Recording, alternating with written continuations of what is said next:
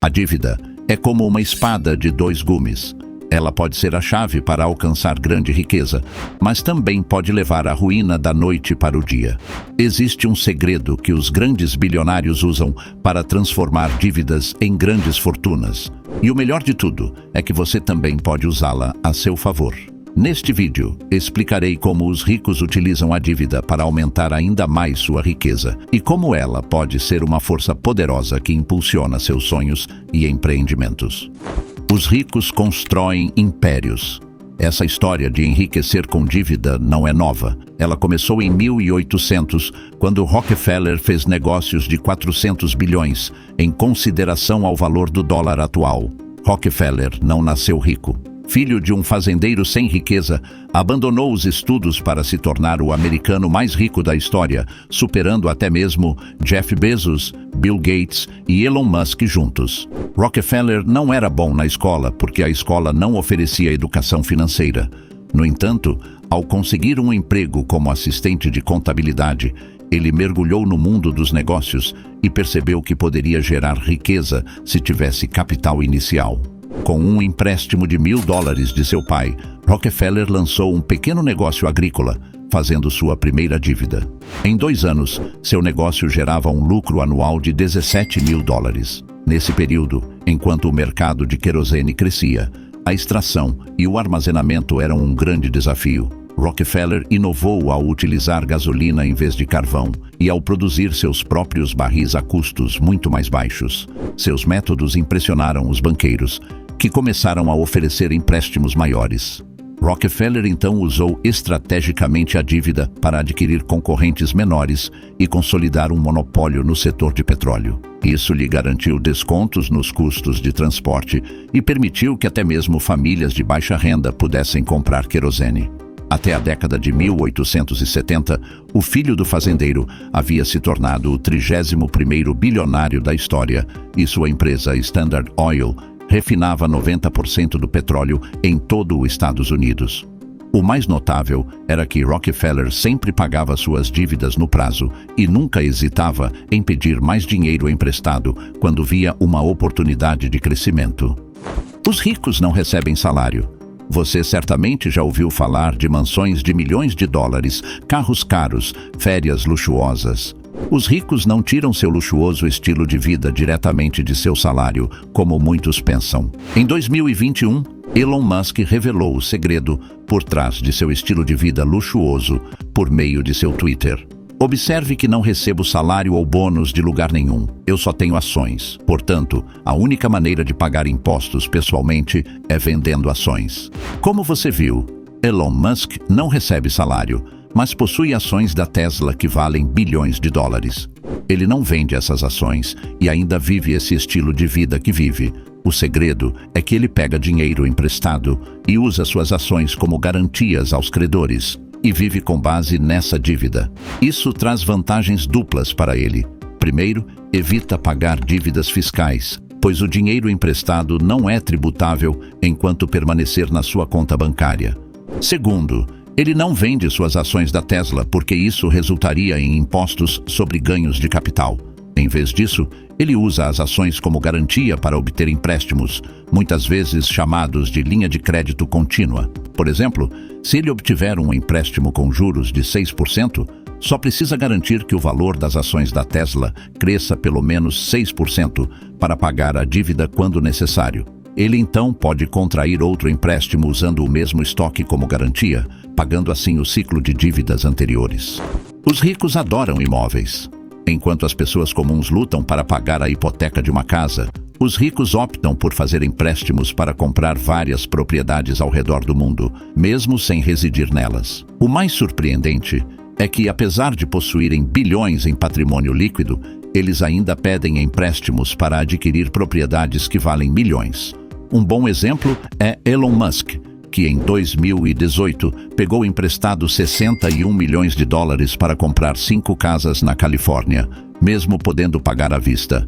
A diferença fundamental é que enquanto a pessoa comum pede dinheiro emprestado apenas quando não pode comprar algo, Os ricos recorrem a empréstimos mesmo quando têm recursos para pagar imediatamente. Isso ocorre porque a dívida para eles significa menos impostos. Portanto, é importante compreender as estratégias por trás do jogo imobiliário. Imagine que você encontre uma propriedade no Brasil avaliada em R$ 1 milhão. Você consegue um empréstimo de 80% do valor junto ao banco e levanta 20% com investidores. Suponha que o pagamento da dívida seja de R$ 100 mil e os custos de manutenção da propriedade sejam R$ 20 mil.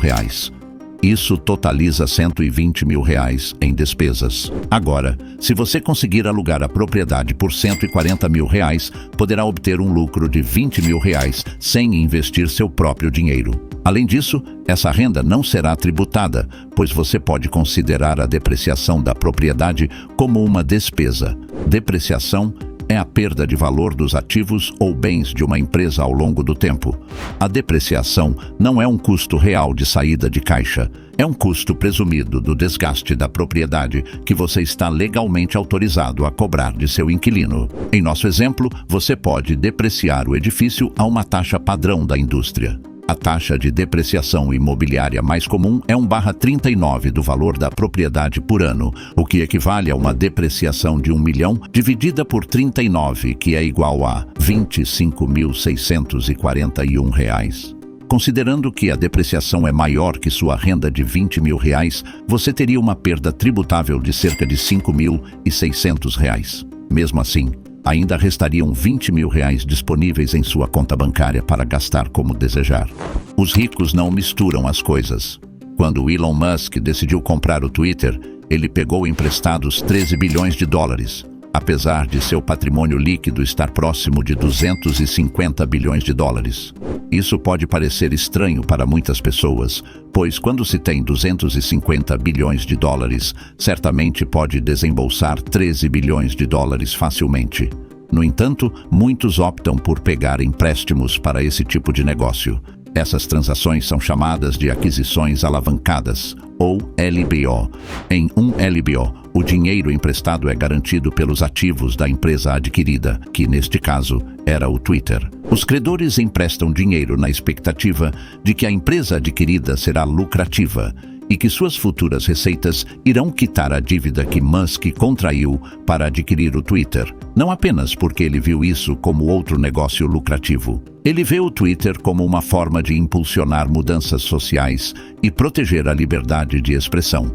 Mas isso também indica que Musk tem suas dúvidas sobre a rentabilidade do Twitter. Portanto, o LBO faz ainda mais sentido para ele se o Twitter gerar lucro, pois isso seria vantajoso para Elon. No entanto, se o Twitter não for bem sucedido, o risco para Elon é baixo comparado ao valor de seu patrimônio.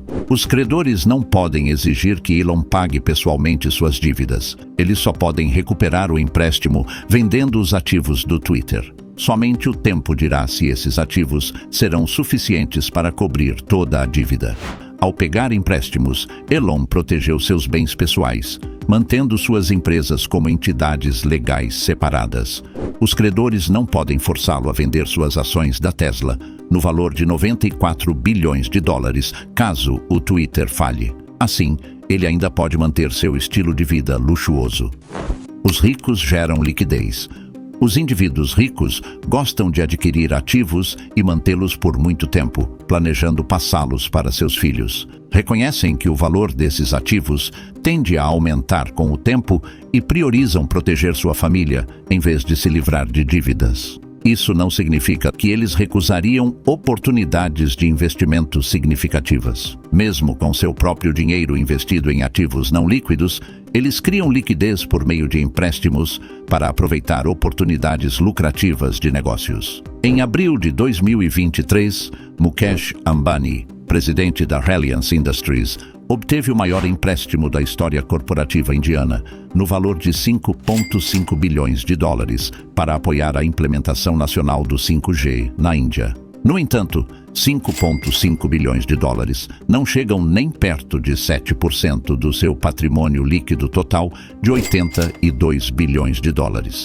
A casa de 27 andares do Sr. Ambani, em Antila, vale $2 bilhões e ele possui propriedades em várias partes do mundo. Mesmo com apenas algumas dessas propriedades, ele poderia ter facilmente financiado o lançamento do 5G sem precisar pegar empréstimo. No entanto, ele optou por fazer um empréstimo porque queria preservar seus bens para seus 3 filhos, Akash, Anand e Esha, com potencial a representar 2% do PIB da Índia até 2030. A implementação do 5G pode resultar em um crescimento econômico de 180 bilhões de dólares.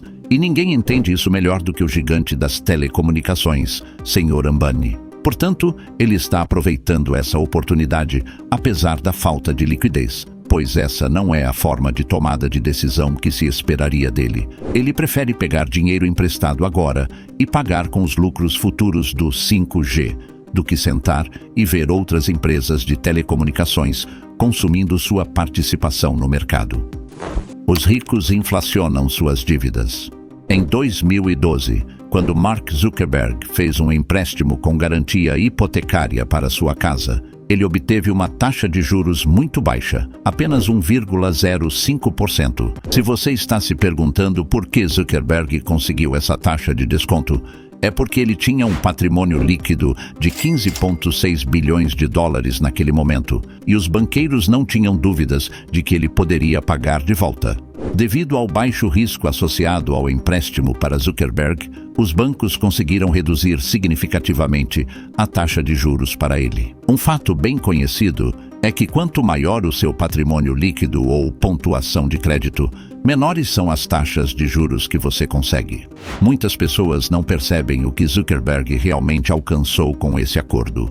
Primeiro, ele pôde se mudar imediatamente para a casa que amava e continuará morando lá até decidir se mudar. Em seguida, ele utilizou seu próprio dinheiro para pagar salários significativamente mais altos. Fez investimentos que prometiam grandes lucros, mesmo após quitar os juros da dívida. Em terceiro lugar, ele distribuiu os pagamentos da casa ao longo de 30 anos.